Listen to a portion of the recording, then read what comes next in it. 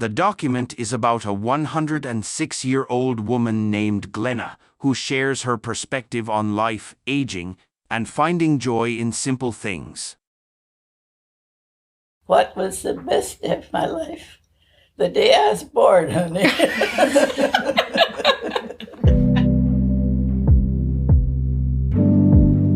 My entire life, I have felt like I've been searching for something. I remember even as a young kid questioning what my life purpose was. And the days that I struggle with my mental health, I still do. Like most of us, if not all of us, I often wonder what the meaning of life is. What does any of this mean? The good, the bad, the in-between moments. Life lately can feel a bit monotonous, especially over the last few years, where time has felt suspended but also fleeting. And as I've gotten older, I've found that it's really easy to isolate. I can go for days at a time without truly connecting with someone before I even realize it. It was during one of those bouts of isolation when I met Glenna. Glenna is a 106-year-old woman who lives in Rio Linda, California. She's a friend's grandmother. And over the years, I had heard small stories about Glenna, how she plays her piano nearly every day, and how she likes to watch The Bachelor every Monday night. What do you think about The Bachelor and Bachelorette? What do I think about them? Well, I think they're pretty silly. You know, all they do is kiss. Just kiss, kiss, kiss. From one to the other. It's a wonder they don't catch something. I was the Bachelorette then.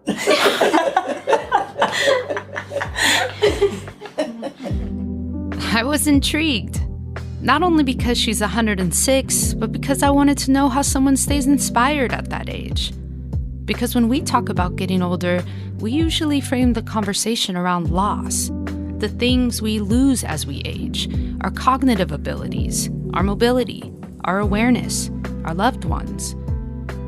I've always thought getting older sounded so lonely, but sitting with Glenna in her living room, I saw firsthand a future that I wanted to be a part of.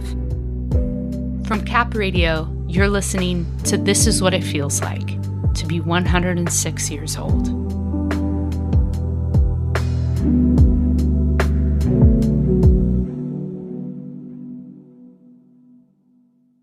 What's your motto, Grandma? Remember? Yeah, simplify. Where do you think you got that from? That motto or that way of life? You.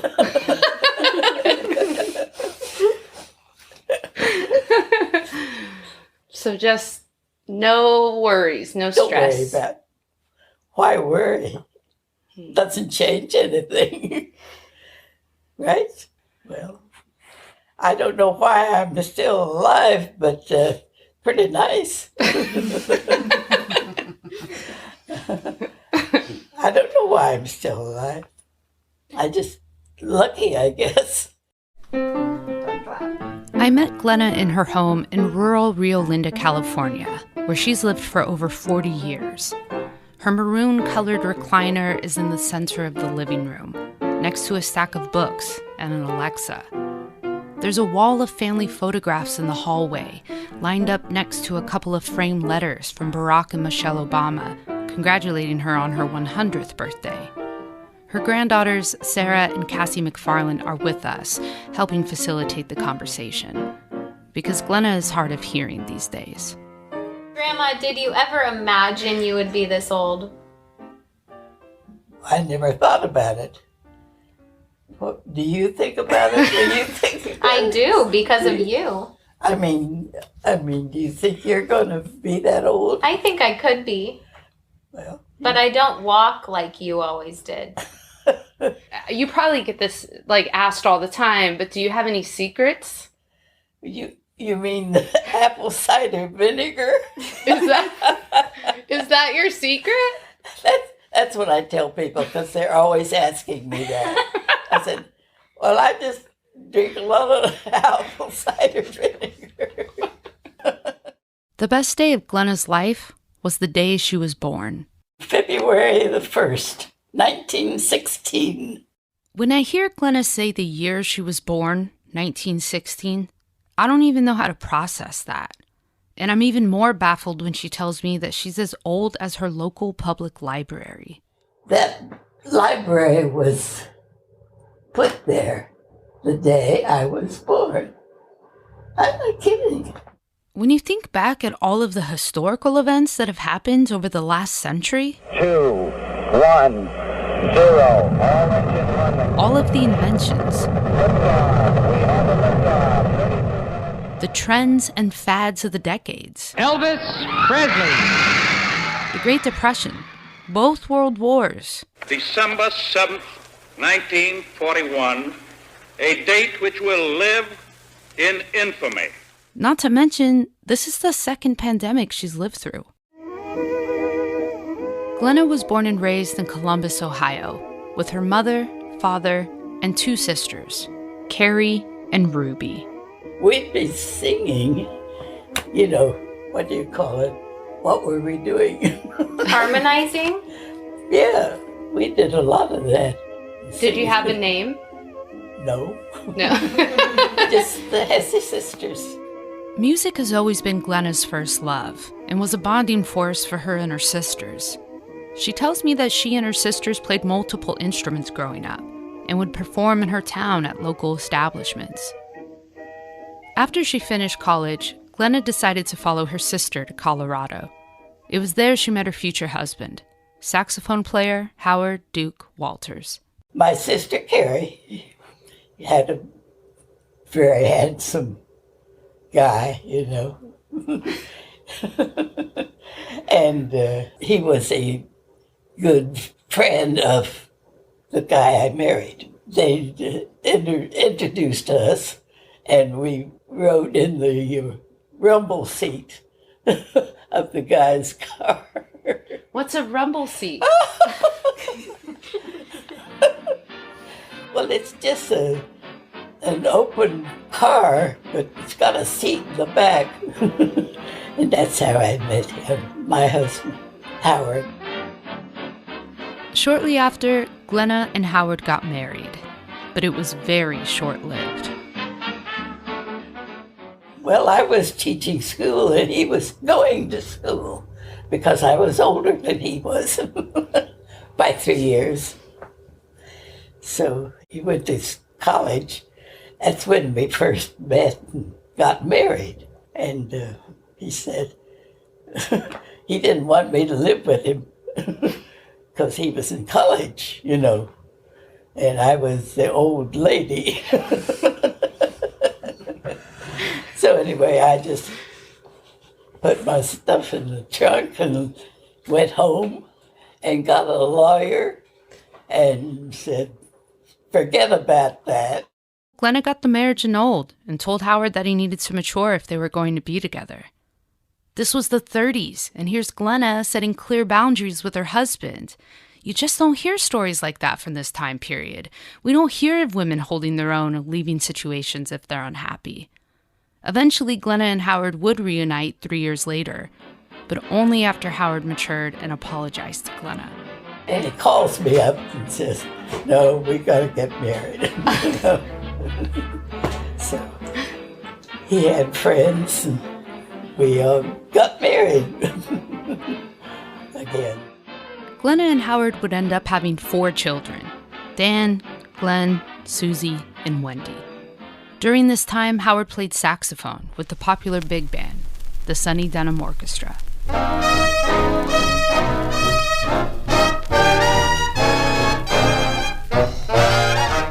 Howard was in the big band and played in New York, and I got on the train and went there. But we met Sinatra. He was on the program with Howard. I've got Sinatra's, what do you call it? Autograph? Yeah.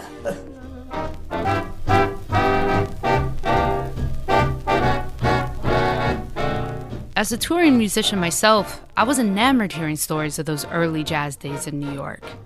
but I couldn't help but wonder how they were able to support themselves in a project of that size. Playing in a large orchestra with all of those people meant dividing up the money. Glenna tells me that that's what led her and Howard to form their own family band. Baronets. The Baronets. Glenna played piano and sang. Howard played the saxophone, and their son Glenn played the drums.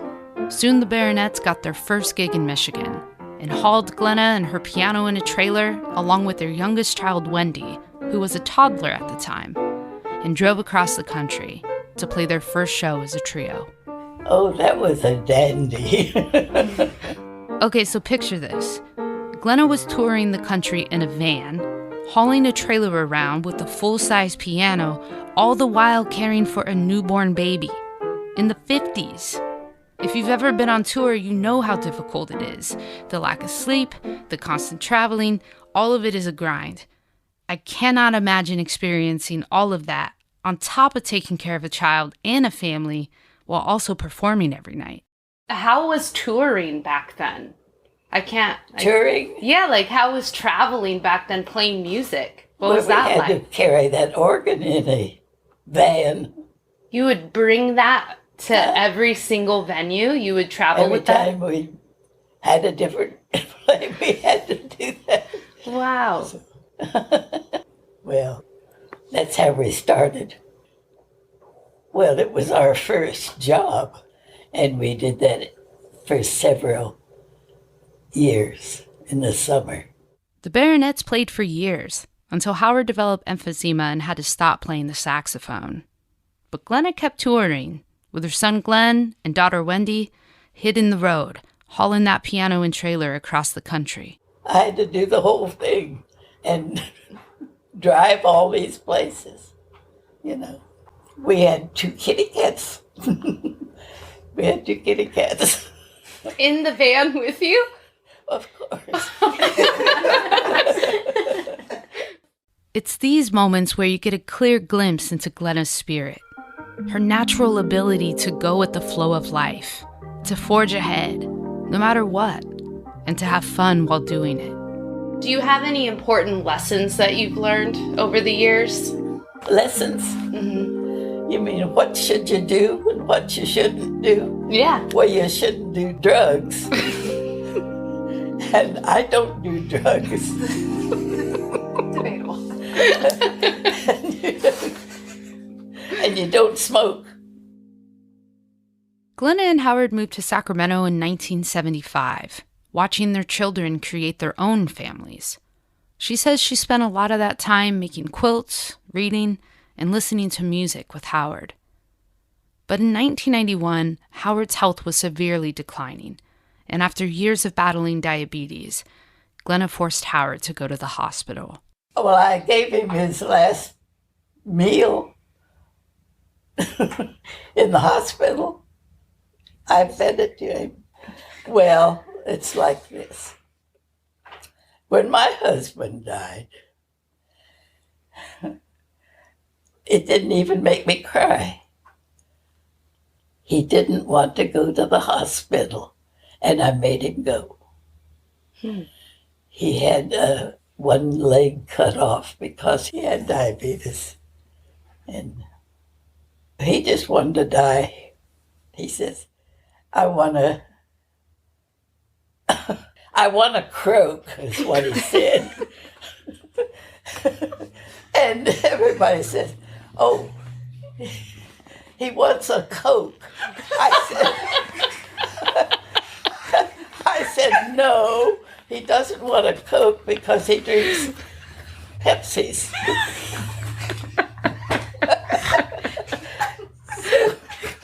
What he said, he wanted a Coke.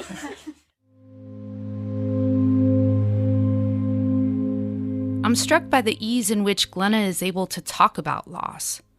I'm sure she's had years to process this and to tell that story, but it's still remarkable to me that she's able to laugh at her own personal losses and see the lightness within it. And even though Glenna has this incredible way of letting go and living in the moment, she does reminisce about Howard and their relationship while I'm there. I fell in love with that saxophone. Yes. I was very much in love with him.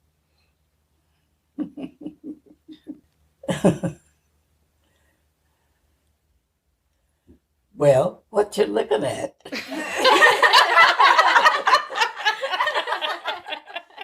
After Howard died, Glenna says she found a new sense of self by taking many solo cross-country trips to state and national parks. All by myself. And spent money on myself. I did. And I still have the shirt that I bought. I do.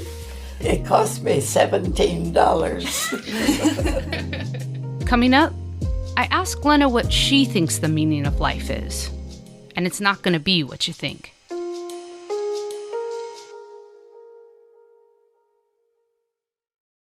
This new year, Life Kit wants to help you succeed because everyone needs a little help being human. It can seem so overwhelming. You're not alone. Who can I commit to being? If you want to do something, then just do it. Just take that first step. Great advice every week. Listen to Life Kit from NPR. I want to know, what do you think the meaning of life is? I had asked this question hoping that Glenna was going to reveal some big secret. The big answer to the mystery that we're all trying to figure out. The meaning? Yeah. Well, you're born, you have no, it just happens. You have no choice in the matter. I have no choice. I have to admit, initially, I was a bit let down by her answer. Because I wanted an easy answer. Something tangible that I could hold on to and take with me. Share with folks. That instant gratification.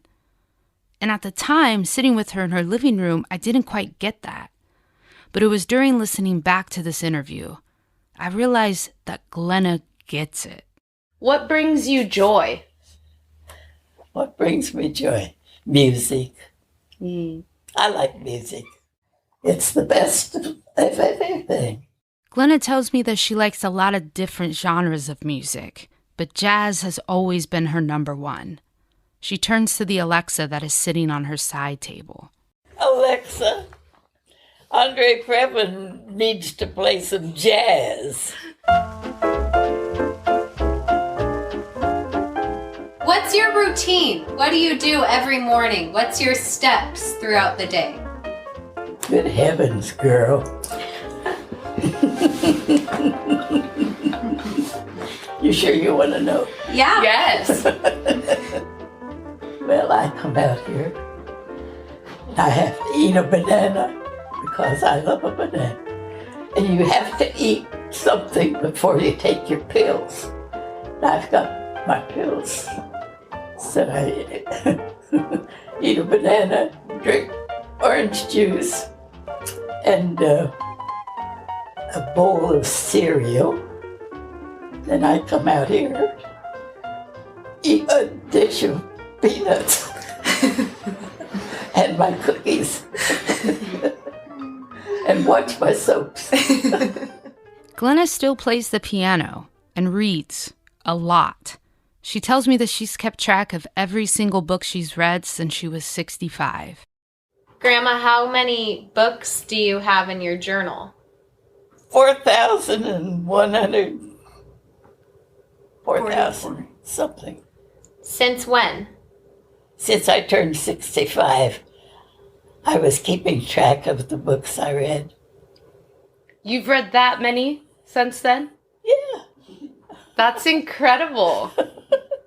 I've got them in the book. How long does each book take to read? About a week. Why don't you tell them what book you got from the library, the big one? Well, it's right over there. It says Barack Obama, and it's that thick. No kidding. I'm going to read it, I think. Is that your next book that you're going to read? No, I think I'll leave that till last. I'm struck by her ability to plan ahead at this age, but even more so to have the optimism to plan ahead. I have a hard time planning out my week, let alone a full list of books I want to read for the winter. What are your thoughts on all of the technology and cell phones we all have? Well, I usually think you're sure wasting a lot of time. Wasting a lot of time. As we're wrapping up the conversation, Glenna's granddaughter Cassie asks her if she believes in an afterlife. You might as well say zero. Zero? What's that mean? What do you think? Because you've lived your life, that's all you get. My biggest takeaway from sitting and talking with Glenna was the simplicity in everything around her and the immense joy she got from that. Her daily routine of eating peanuts and drinking iced tea while watching soap operas or hanging out with her family, playing the piano. Today, it's our productivity and our output that is praised. It's go, go, go all the time, nonstop mentality. Sometimes I forget the why in my day-to-day grind, but Glenna seems to always have her why and focus. Her secret to living this long, fulfilling life is simply just that. Live. Don't overcomplicate it. Because we don't have much of a choice in any of this anyway. All we can really do is show up and try to have fun in the process. I'm honored that I got to spend time with Glenna and her granddaughters, Cassie and Sarah. It's not every day that you get to hang out with someone who's lived well over a century and who has lived through so many historical moments and has seen firsthand the country evolve and progress. But even more than that, I needed it. I needed to see that life can be joyous at that age, that you can still feel inspired and determined and laugh a lot, and that we can reinvent ourselves at any age, at any point in our lives, if we stay curious about life and not take everything and ourselves so seriously. I used to be afraid of getting older, but after hanging out with Glenna, I'm actually kind of excited and curious about what life could be like at 100. If I'm lucky. What was the best day of my life? The day I was born, honey.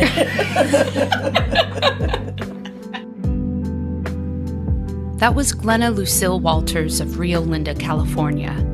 We recorded this interview in the summer of 2022, 2 days before her 106th birthday.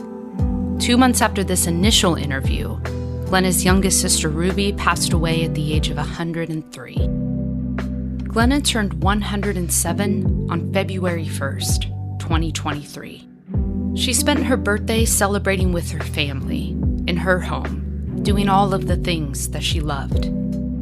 Exactly 1 month later, on March 1st, 2023, Glenna passed away at the age of 107. She was surrounded by her loved ones. The gift of Glenna will stay with me, and I hope it will do the same for you. Thank you, Glenna, for sharing yourself with us.